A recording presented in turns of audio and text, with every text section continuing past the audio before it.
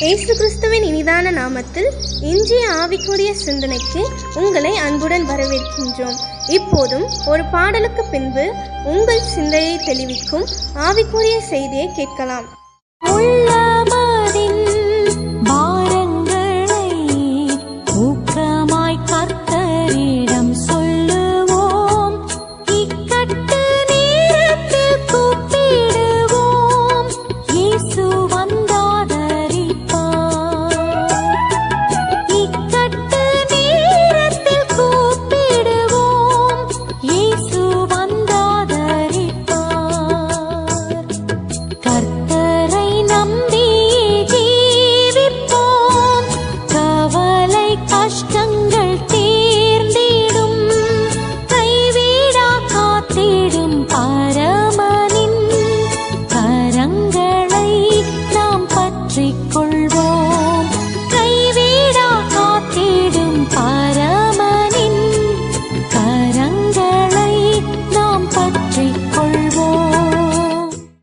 நம்முடைய இக்கட்டுகளில் இருந்து நம்மை விடுவிக்கிற இயேசுவின் இனிதான நாமத்தினால் உங்களை வாழ்த்துகிறேன். இந்த நாள் நம்முடைய ஆவிக்குரிய சிந்தனைக்காக சங்கீதம் 107:6 நான் வாசிக்கிறேன்.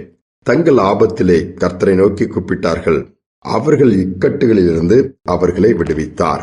இக்கட்டான சூழ்நிலையை மாட்டிக்கொள்ளும் பொழுது என்ன செய்வதென்று அநேக நேரம் நமக்கு தெரியாது.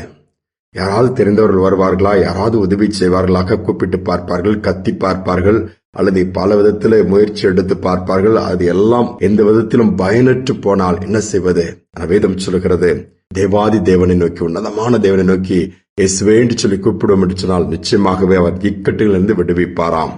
வேதத்திலும் பழைய ஏற்பாட்டிலே நியாயாதிபதியின் புஸ்தகத்திலே 15ஆம் அதிகாரத்திலே பார்க்கும் பொழுது, பெலிஸ்தர்கள் சிம்சோனை பிடித்துவிட்டு சூழ்ந்திருக்கும் பொழுது அவன் அவர்களுக்கு விரோதமாக யுத்தம் பண்ணுகிறான். கையிலே கிடைத்தது ஒரு பச்சையான கழுதை தாடை எலும்பு தான். அதை வைத்து 1000 பேரை கொள்கிறான். சத்துருக்களை அழித்து விட்டு அடுத்தால் வரும்பொழுது பயங்கரமான தண்ணீர் தாகம், நாவ் வறண்டு போய்விட்டது. ஆனால் அது பார்க்கும் பொழுது மிகவும் தாகமடைந்து கர்த்தரை நோக்கி கூப்பிடுகிறான், தேவரீர் உமது அடியேன் கையினால் இந்த பெரிய ரட்சிப்பனைக்கு கட்டளையிட்டு இருக்கிறீங்க.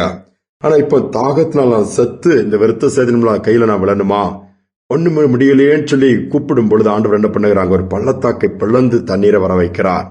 அதை எடுத்து குடிக்கிறான். அப்பொழுது ஜீவன் வந்ததுங்கிற போரி வேதம் சொல்லுகிறது. அதை இக்கட்டான சூழ்நிலையில கூப்பிடும் பொழுது கர்த்தர் பதில் கொடுத்தது மட்டுமல்ல, அங்கு சிம்சோனுக்கு என்ன தேவை என்பதை அறிந்து அந்த தண்ணீரை கொடுத்து காப்பாற்றுகிறார்.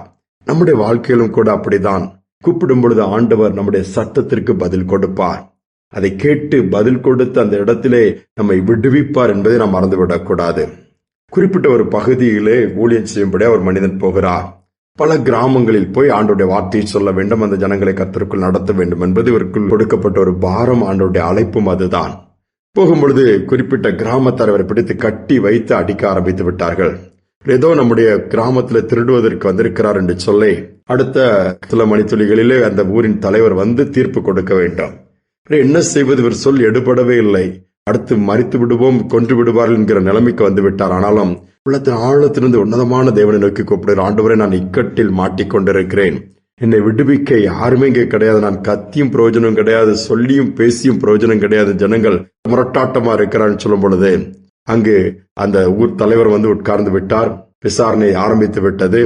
இவரை கொல்வதற்கெல்லாம் ஆயத்தமாகி விட்டார்கள்.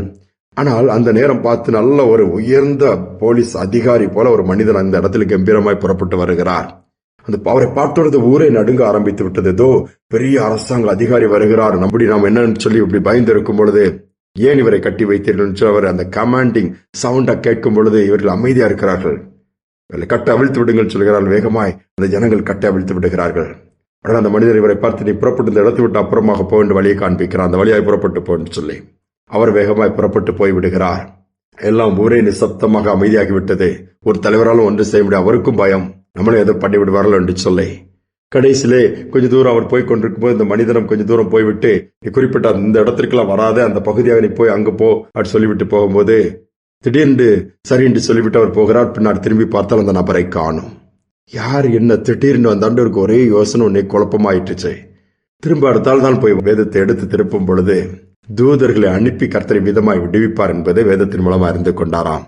அப்பொழுது அந்த மனிதருக்கு தெரிந்தது, இந்த இக்கட்டான சூழல் எனக்கு யாருமே உதவி செய்ய இல்ல, யாராலும் வர முடியாது, ஆனால் கர்த்தர் தமது தூதனை அனுப்பி தூதன் தான் அந்த வடிவில் வந்து நம்மளை விடுவித்திருக்கிறார் என்பதை அறிந்து ஆண்டவருக்கு நன்றி செலுத்தி தொடர்ந்து வேறு பகுதியில் ஊழியத்தை செய்தாராம். யோசித்து பாருங்கள், யாருமே வர முடியாத இடத்துல இனி அவ்வளவுதான் நீங்க முடிவுக்கு வந்துடாதங்க. தேவனால் எல்லாம் கூடும். எப்படிப்பட்ட சூழ்நிலை அவரால் மாற்ற முடியும்? வனாந்தரத்தையே வயல்வெளியா மாற்றுகிறவர் அல்லவா? அவாந்தரத்தில் ஆறுகளை புரண்டோடி பாயச் செய்கிறவர். ஆள் இல்லாத இடத்துல கூட கூப்பிடும் பொழுதே ஆண்டவர் தூதர்களை அனுப்பி அற்புதங்களை செய்கிறவர். உங்கள் இக்கட்டான சூழ்நிலையில செய்ய வேண்டியது ஒன்றே ஒன்று, இயேசுவை நோக்கி கூப்பிடுவோம். உடனே மறு உத்தரவு வரும். பிரச்சனைக்கு, இக்கட்டான சூழ்நிலைக்கு ஒரு தீர்வு உண்டாகும். நாம் விடுவிக்கப்படுவோம். ஜெபிப்போம். அன்பின் தகப்பனே, இக்கட்டான சூழ்நிலையில யாருமே உதவி இல்லாம ஒதுங்கி போயிருவாங்கப்பா. ஆனா நீங்க அப்படி இல்லை. அந்த சூழலில் வந்து எங்களுக்காக யுத்தம் பண்ணி, எங்களுக்காக வழக்காடி, எங்களுக்காக பரிந்து பேசி, எங்களுக்காக ஒரு தூதரை அனுப்பி நீர் விடுவிக்கிற தேவனா இருப்பதற்காக ஸ்தோத்திரம். ஒருவேளை எனக்கு பிரச்சனைகள் இல்ல, சிக்கல்கள் இல்ல, இக்கட்டுகள் இல்ல, மாட்டிட்டு வழி தெரியல, எனக்கு முடிவெடுக்க முடியல, போராட்டமா இருக்குது, நம்பிக்கை இல்ல, எனக்கு பயமா இருக்குது, என்ன செய்யறது, அடுத்து எப்படி நடக்கும், இது என்ன மாதிரி முடியும்னு தெரியலேன்னு சொல்லி குழப்பத்தோடு, கண்ணீரோடு, பயத்தோடு, திகிலோடு இருக்கிற பிள்ளைகள் இன்னைக்கு ஒருவேளை உண்மை நோக்கி கூப்பிடுவார்கள் சொன்னா, என் தேவன் அந்த பிள்ளைகளுடைய கூப்பிடுதலின் சத்தத்திற்கு இறங்குவீராக, பதில் கொடுப்பீராக, ஒரு வழியை திறப்பீராக. அப்படிப்பட்ட பிரச்சனை இக்கட்டுகளுக்கு ஒரு முடிவு கட்டுவீராக. விடுதலை உண்டாகட்டும். உம்மால் முடியும் அப்பா. நாங்கள் விசுவாசிக்கிறோம். செய்வதற்காய் ஸ்தோத்திரம், நடத்துவதற்காய் ஸ்தோத்திரம். இப்பொழுதே ஒவ்வொரு பிள்ளைகளும் விடுதலையும் அற்புதத்தையும் பெற்றுக் கொள்வதற்காய் ஸ்தோத்திரம். தாழ்த்தி ஒப்புக் கொடுக்கிறேன் இயேசுவின் நாமத்தில் பிதாவே, ஆமேன், ஆமேன். இக்கட்டான சூழ்நிலையில் ஆண்டவர் நமக்கு அடைக்கலமாக, அரணாய் விடுதலை கொடுக்கிறவராக இருக்கிறார். நிச்சயமாகவே அப்படியே செய்வார். சிந்தனையோடு நாளை தொடருவோம். மீண்டுமாய் நாளை தினம் சந்திப்போம். தீமை உன்னை அணுகாது, துன்பம் உறைவிடம் நெருங்காது. தீமை உன்னை அணுகாது, துன்பம் உறைவிடம் நெருங்காது. செல்லும் இடமெல்லாம்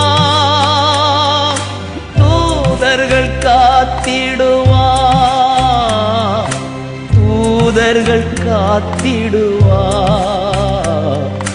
தூதர்கள் காத்திடுவார்.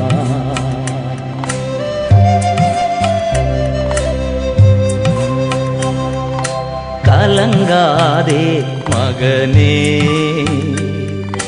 கலங்காதே மகளே,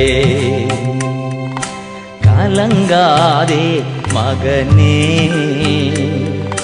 கலங்காதே மகளே. கண்மலையாம் கிறிஸ்து கைவிடவே மாட்டா, கைவிடவே மாட்டா, கைவிடவே மாட்டா.